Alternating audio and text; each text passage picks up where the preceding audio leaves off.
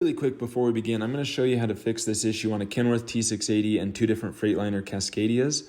You probably want to watch the first part because I do the explanation, but then at about 1:30, I'm going to switch over and show you the Cascadia with the lounge, and then at about 2:30, I'll show you just a regular Cascadia with a bed. So that's how this is going to work. Here we go.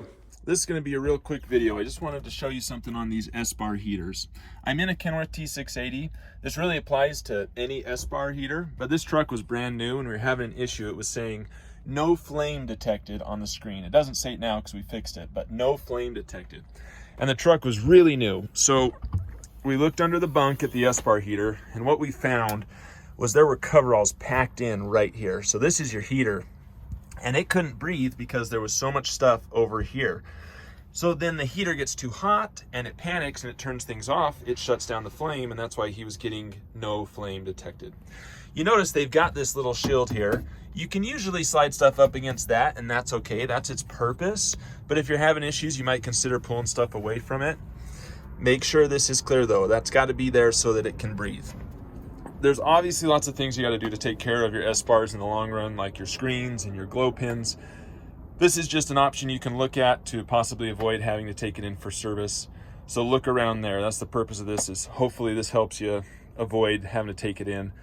Make sure it's clear around there.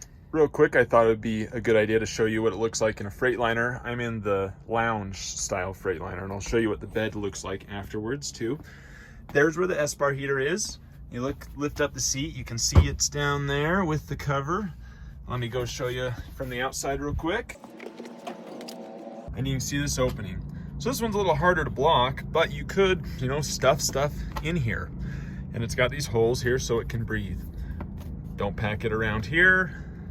You can put stuff on top, that's okay. Just, this is where your Espar heater is, so watch it.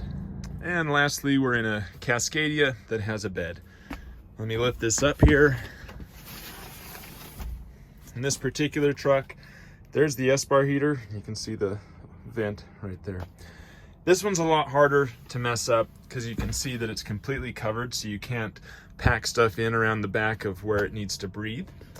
But it does have these holes here, and so if you'd packed in a bunch of clothes and were covering all these up, it's possible that you could stop it from being able to get the air it needs, and that would cause it to have the same issue.